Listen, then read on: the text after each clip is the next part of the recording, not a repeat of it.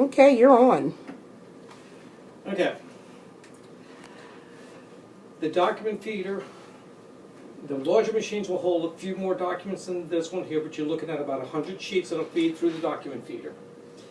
Each of the trays on these machines will hold 550 sheets of paper and could be adjusted, anything from statement on up to 11 by 17.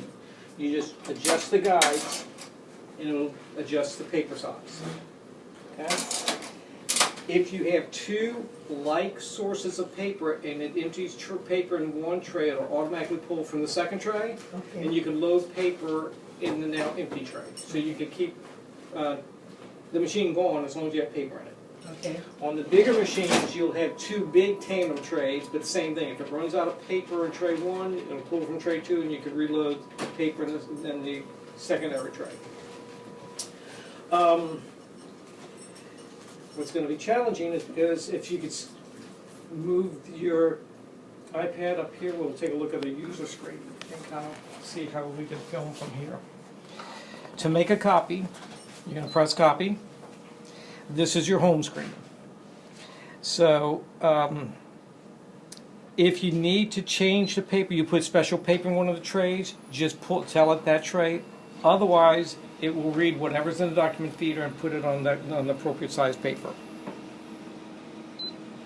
Your copy ratio, you have your preset reduction.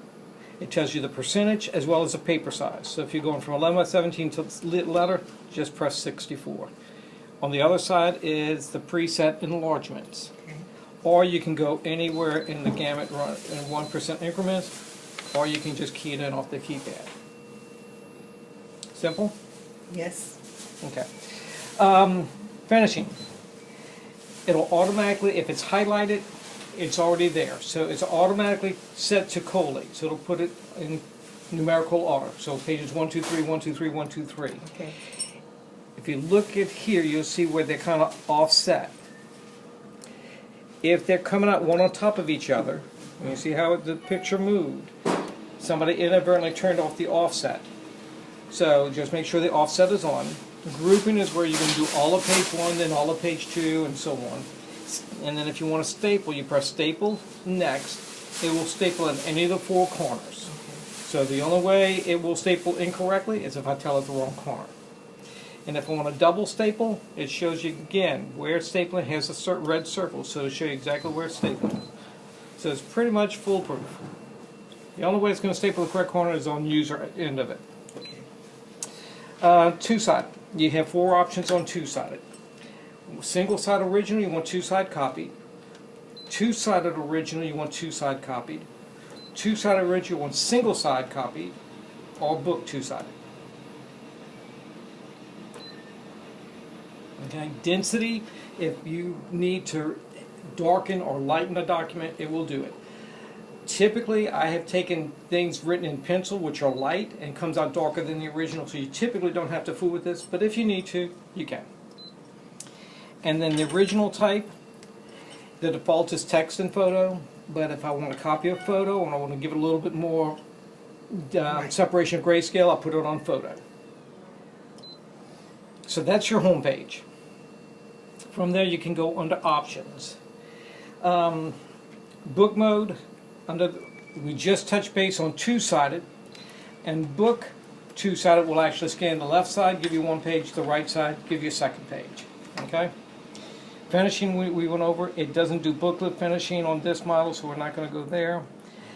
If you would need to add a cover, you can add a cover, and you can tell it whether you what paper source you want to use for that.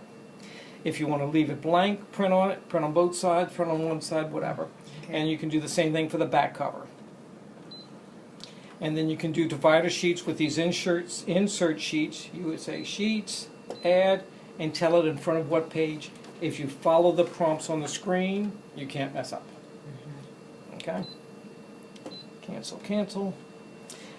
Different size originals. Do y'all ever do different size originals, letter, legal? Okay. If you ever need to use letter and legal at the same time, tell it different size originals. Same widths, you will put that narrow end, edge end. make sure your paper is facing the same direction in the paper tray. It'll put letter on letter, legal on legal, and it will staple in the correct corner if you tell it to staple in the correct corner.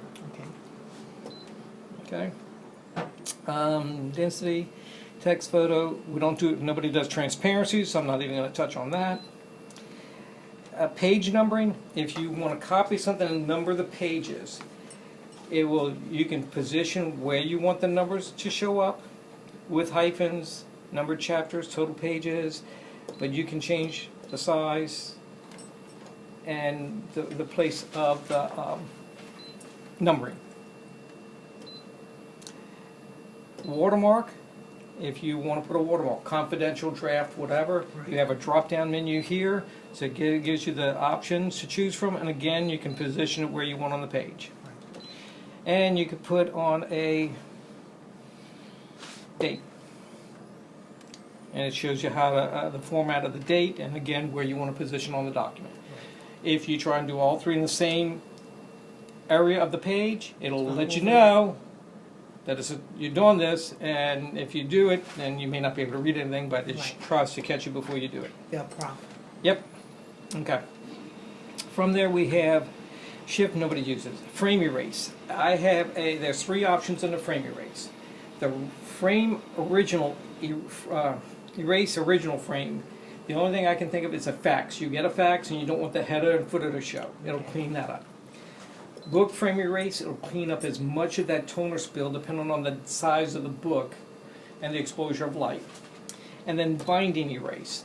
You've got some that's 3-hole punch and you want to copy it. And you don't want to have little black circles show. Right.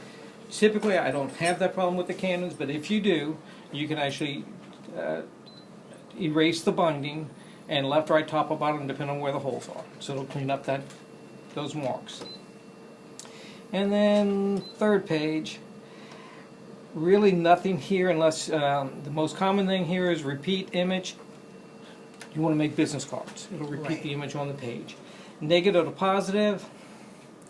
The only application I ever thought of for that is old death certificates, birth certificate, had black background, white characters. This reverses that. And that's pretty much it. So, that's your copy function. If you go back to main menu and you want to scan something, you can hit scan and send. Once it's hooked up to the address book, you're going to be able to go to that person by their name, highlight it, click on it, and fax it to yourself.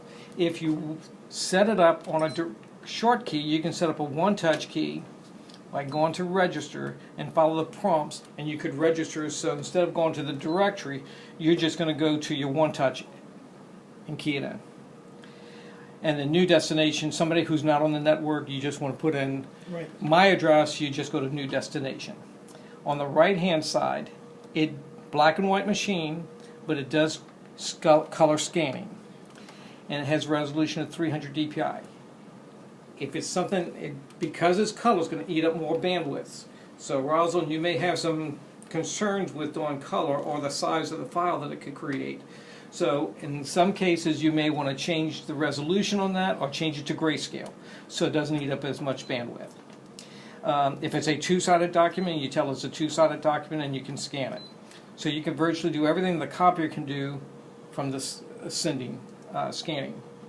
And most people just scan to the email. From there they forward it out to whomever. Scan and store. You can actually store basic documents on the machine, on the mailbox, on the network, or even a thumb drive. Just not PDF. And to access those files, you would go on Access Stored Files. The other application that I like here, you'll see Secure Print. If you've got a confidential document, something that's proprietary, you don't want to print it out and have to make a mad dash to the copier. There's where you could actually, from your print driver, tell it Secure Print. You will give that job a password, and it'll send the job to the device. You'll walk up, press Secure Print, highlight your job, it'll ask for your password, now it'll release that print job. It could be used for confidential documents, or what I see a lot of people do, and happens to us all the time at the office. I print something, I go to the copier, it's not there. Somebody else picked it up, or inadvertently, or somehow or another, it's not there. Right. So I end up going to reprint it. I may get it back from whoever intercepted it, may not. Right. So it's a lot of wasted paper. By using secure print, I don't have to worry about somebody inadvertently picking up my documents. So Right. it gives you more control on your print jobs. So you can print a bunch of jobs, hold it and secure print, and when you're ready, take a break, lunch, whatever, then you come get your print jobs and you're safe. Okay. So that's the basic machine. Now, if there's a paper jam, most commonly in the feeder, we forget to take out the stapler, take out the paper clip. Please do not pull the documents backwards. The rollers go one direction, so if you start pulling it the wrong direction, it's going to cause problems. Lift, anything green you could turn. So that'll turn it here and lift up and you can get your documents out. Now, while we're here, when you put something through the document feeder, the documents do not go on this area of the glass whatsoever. This is your scanning lamp here, so they only pass over the scan lamp. There's a piece of thread here. If that were in the way, you're going to see little lines going through all your documents. In this case here, take out the thread. If there's dust or anything on it, just wipe it down, and it'll get rid of those little thin lines. So you could inadvertently leave something on the glass and still make copies because it's never going on. The documents never go on the glass itself. Okay. Your paper path on this device is out the trays, up the side. So if the machine gets jammed, pop open the door. Again, anything green. So it's going to be through here and out this way. That's really the only place it can be. So it'll be right on the face here.